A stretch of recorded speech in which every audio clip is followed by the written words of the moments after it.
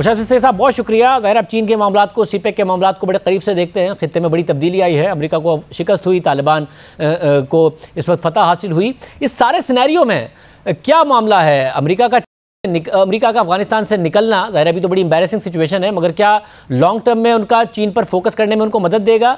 और अफगानिस्तान की सूरत हाल अच्छी हुई तो चीन का फ़ायदा है, अच्छी ना हो सकी तो क्या नुकसान है? जो चीन का खित्ते को जोड़ने के प्रोजेक्ट्स हैं, क्या 50-50 सूरत हाल है इस वक्त आपके ख्याल में?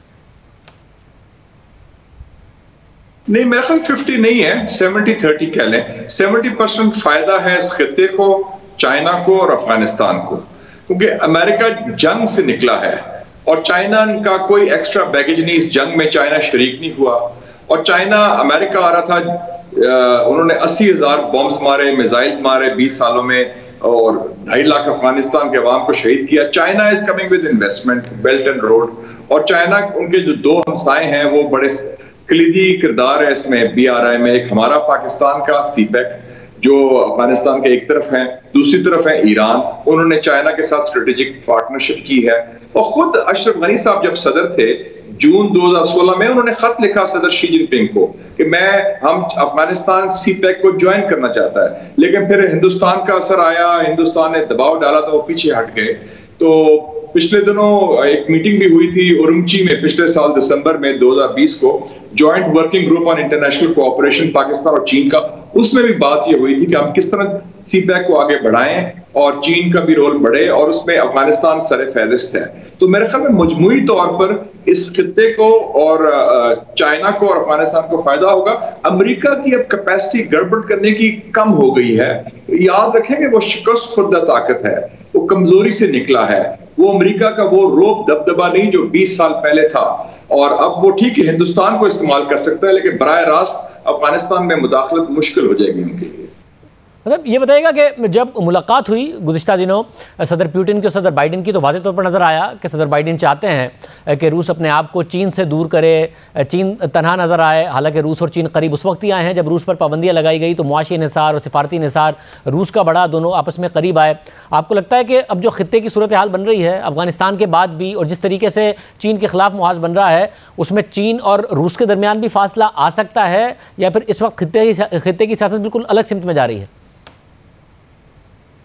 देखिए, ये कमाल की आपने तज्जिया किया शाहजाद साहब, ये बड़े कम लोगों ने नोट किया। जो 16 और 17 जून की जो मीटिंग थी जिनेवा में बाइडेन और पुतिन के दरमियान, उसका सिर्फ एक मकसद था अमेरिका की तरफ से कि रूस और चीन का जो इत्तेहाद है उसमें खलफशार डालना और उसमें एक फासला आने की कोशिश की। उन्होंने कहा कि हम आपकी जो पाइपलाइन है जर्मनी के साथ, जिसकी वजह से जर्मनी को सारा जो गैस है वो एनर्जी वो रूस से मिलेगी, हम उसकी मुखालफत नहीं करते। उन्होंने ये भी कहा कि यूक्रेन जिस पर आपके तहफ़्फ़ुज़ात हैं रूस के, हम उनको नेटो में शामिल नहीं करते और हम आपके साथ कोई नई पाबंदियां नहीं लगाएंगे। और अनस्टेटेड बिटवीन द लाइंस था कि आप चीन को हम अलहदा दुश्मन समझते हैं, आपको इतना बड़ा दुश्मन नहीं समझते। ये ब्रिटिश पॉलिसी होती थी 20वीं सदी की, 19वीं सदी की, डिवाइड एंड रूल।